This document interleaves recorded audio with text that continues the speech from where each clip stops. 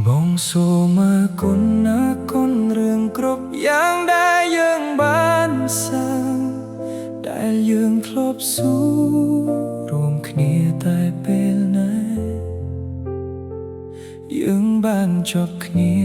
អស់ពេលវេលាមើលថែគ្នាហើ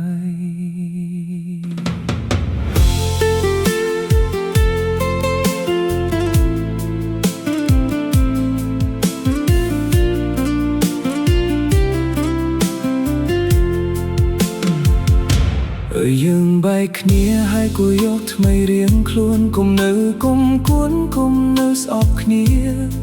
ទៀតអីបំភ្លេចរឿងចាស់គុំរំលឹកណាថ្លៃធ្វើលេចនិស័យវាបានត្រឹមនឹងចោតអ្នកខុសបងខុសបានរឿងទាំងប៉ុន្មានគឺអូនអ្នកត្រូវទាំងអស់បងសុំចិត្តអូនសុំមាសនួនឈប់ផុសវេបបទៀតចោលហើយឈប់ត្រាមកទៅបងសូមអរគុណណាគុណរឿងគ្រប់យ៉ាងដែលយើងបានសាងដែលយើងធ្លាប់ស៊ូរួមគ្នាតែពេលណាយើងបានចប់គ្នាអស់ពេលវេលាមើលថែគ្នាហើ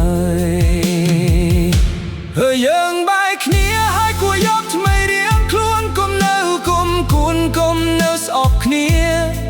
ទៀតអីបំភ្លេចរឿងចាស់កុំរំលឹកណាថ្លៃធ្វើដេចនិស័យវាបានត្រឹមនឹង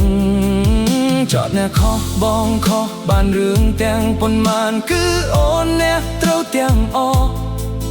បងសុំចិត្តអូនសុំមាសស្ងួនឈប់ផុសវេបបទៀតចោលហើយឈប់ត្រាមកទៅ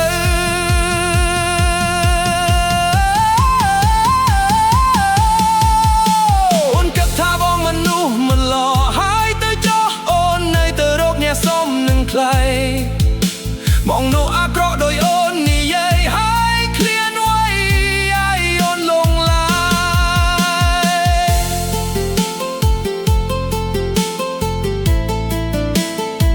ខ្ញុំចាចិនហើយថៃខ្លួនអូននៅឈប់រំលឹកបងទៀតអីអូនមានមនុស្សតែគេស្រឡាញ់ថ្លៃសូមជូនពរស្រីឲ្យមានក្តីសុខ